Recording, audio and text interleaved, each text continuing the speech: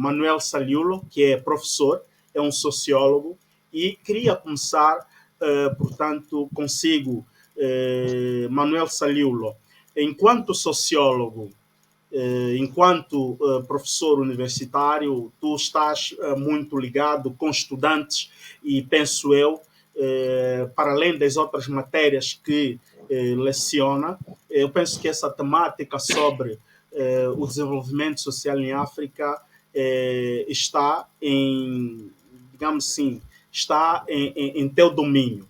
Mas a pergunta qual seria? Desenvolvimento social, tecnicamente, de que estamos a falar exatamente e quais são os instrumentos que nos podem ajudar a compreender este conceito de desenvolvimento social? Bom, prontos, boa noite a todos outra vez, boa noite aos telespectadores ou internautas deste magnífico programa, o Bem-Haja. E pronto, a pergunta que coloca é interessante porque leva-nos a revisitar outros conceitos, né? Porque em ciências sociais os fenómenos sociais acabam por assumir uma característica da totalidade, ou seja, são sempre explicados nas suas relações que estabelecem com outros fenómenos, né? Daí que falar de desenvolvimento social implicaria de igual modo revisitar o conceito de crescimento econômico, implicaria revisitar o conceito de desenvolvimento econômico e também o conceito de desenvolvimento humano, né?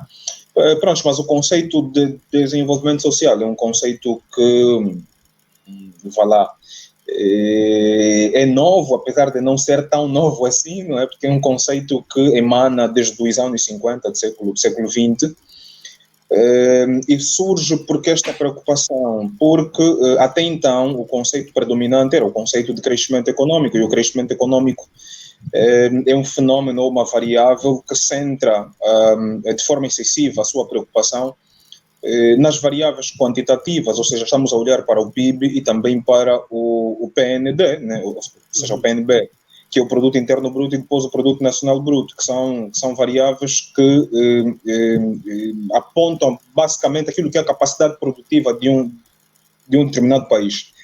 E quando a gente fala, quando tocamos na questão da capacidade produtiva de um país, nós estamos a olhar para a questão como a economia é produzida, como a economia é desenvolvida. E não havia nenhum interesse, ou se quisermos, uma preocupação um pouco mais expressiva em fazer com que este crescimento pudesse se traduzir na melhoria da qualidade de vida das populações, né? A variável crescimento econômico, ela centra-se excessivamente nas questões quantitativas. O conceito de desenvolvimento econômico é um conceito que está mais voltado para algumas questões sociais, não é?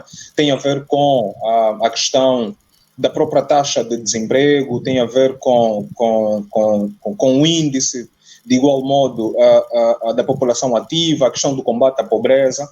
Então, o conceito de desenvolvimento econômico e o conceito de crescimento econômico ajudaram depois a reformular e a surgir este novo conceito que agora nos ocupa aqui na noite de hoje, que é precisamente desenvolvimento social. O que é que vai ser desenvolvimento social? Bom, vai ser o processo que visa garantir bem-estar social, né? Vai ser o processo que visa se preocupar com a qualidade de vida das pessoas, ou seja, é como se quiséssemos efetuar uma análise do rácio crescimento econômico e qualidade de vida da população. À medida que um país vai conhecendo indicadores macro e até microeconômicos, né, o que se espera é que este crescimento da economia de um determinado país se traduza depois na melhoria da qualidade de vida da sua própria população.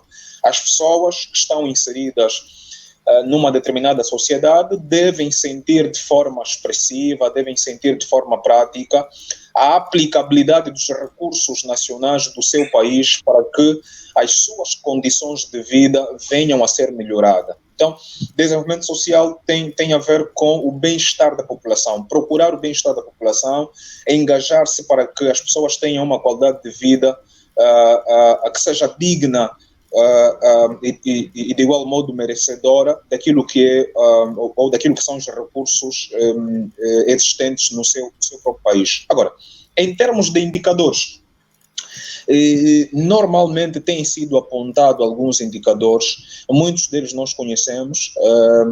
Nós estaríamos a falar da educação, estaríamos a falar da saúde, estaríamos a falar do trabalho, falaríamos da assistência que deve ser prestada àquelas pessoas que eventualmente, por alguma razão, apresentam-se como sendo pessoas com debilidades, com limitações. Estaríamos a falar da questão do próprio trabalho como tal, estaríamos a falar do lazer também.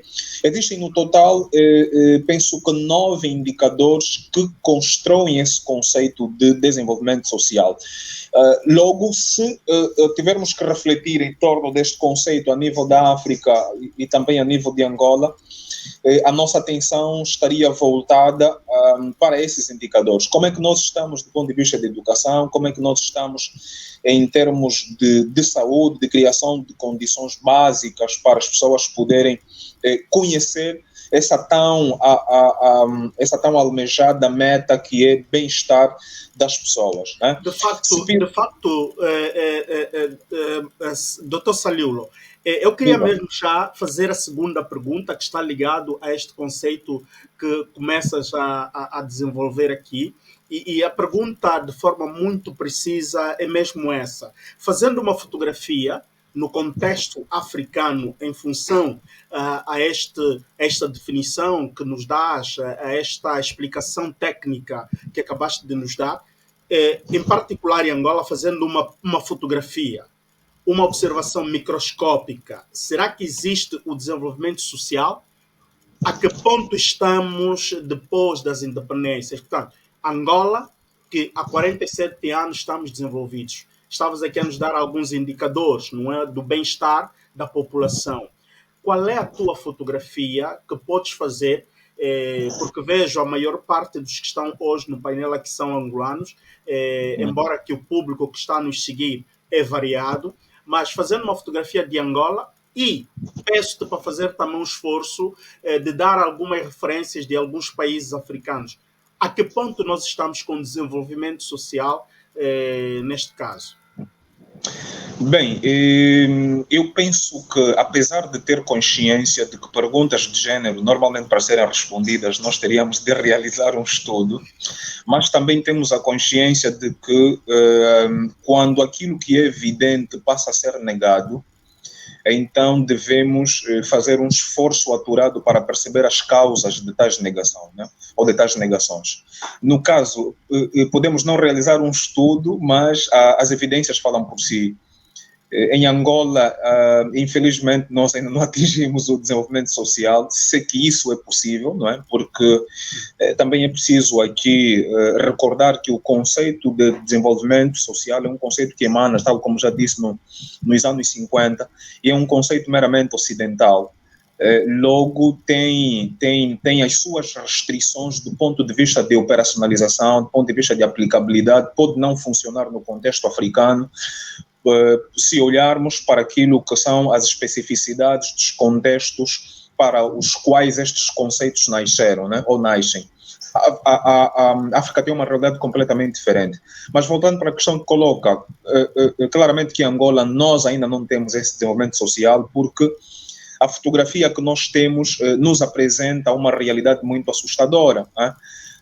Álvaro, penso que numa das nossas lives aqui, que foi realizada qualquer coisa de há 2 meses, 3 meses, nós tínhamos dito na altura que nós, por exemplo, depois da proclamação da nossa independência, nós estávamos muito ávidos em assumirmos os destinos do nosso país, claro, também não deixaria de ser, porém não fomos suficientemente capazes para suportar e dar continuidade, por exemplo, ao processo de industrialização que tinha começado em Angola, né?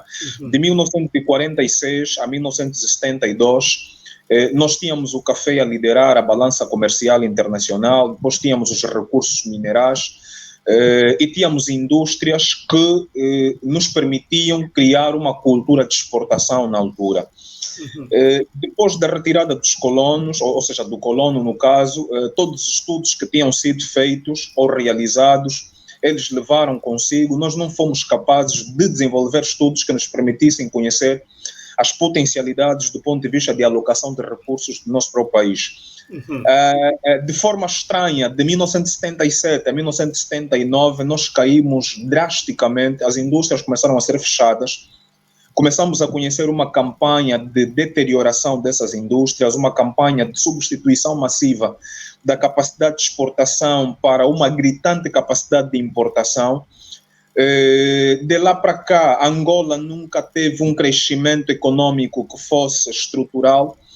Nosso crescimento econômico tem sido conjuntural. Conjuntural significa que o nosso PIB cresce, nós passamos a ter muito recurso, não porque decorre de uma capacidade governativa, decorre da eficiência das nossas instituições, decorre da eficiência das políticas públicas que têm sido traçadas, né? Aquilo que é a nossa capacidade de aumentar o orçamento geral do Estado ou de reduzir o orçamento geral do Estado não tem a ver com a capacidade nacional produtiva, tem a ver com crescimento conjuntural. Quando se verifica a alteração do preço do barril de petróleo, nós sentimos que temos verba suficiente para realocar.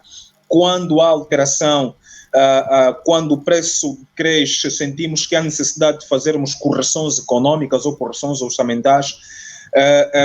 Se nós olharmos, Álvaro, você vai perceber que em Angola, por exemplo, nós ainda morremos com doenças da porquice.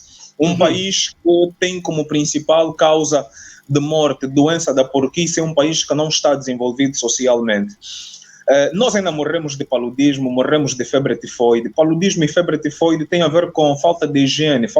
Quando um país tem problemas de higiene, esse país tem problemas de porquice. Nós temos problemas com saneamento básico. Quando chove, é uma luta muito grande que se verifica em Angola. Tu tens que colocar blocos e fazer um conjunto de exercício para se locomover. Do ponto de vista educacional, nós também estamos mal. Eu estou agora ligado a uma consultoria que foi contratada, né? Pronto, somos contratados pelo Unesco no caso, e pronto, também tem a chancela do próprio Ministério da Educação.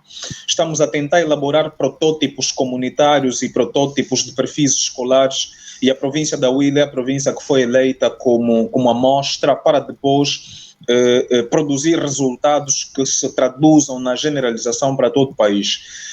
E nós ainda temos situações de municípios, comunas em que as aulas são ministradas ao ar livre. Nós tivemos problemas aqui tivemos e temos até agora situações de escolas em que não se reúnem o mínimo de condição possível que consiga expressar o respeito aos direitos humanos, né?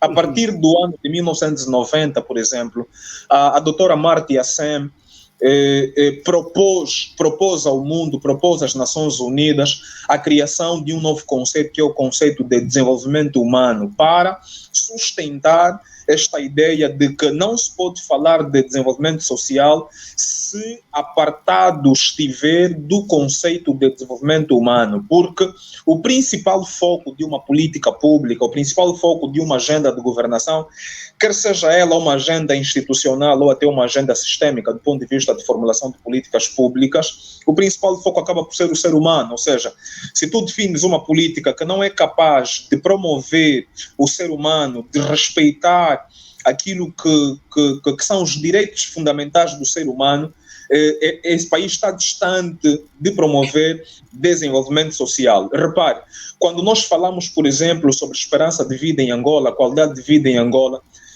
se importarmos os resultados do Censo Populacional de 2014, nós ainda continuamos a ter problema de acreditar, de crer que há possibilidades de vivermos um pouco mais de tempo. Morre-se muito cedo em Angola. Mas é complicado. A esperança de vida em Angola é preocupante, é assustadora.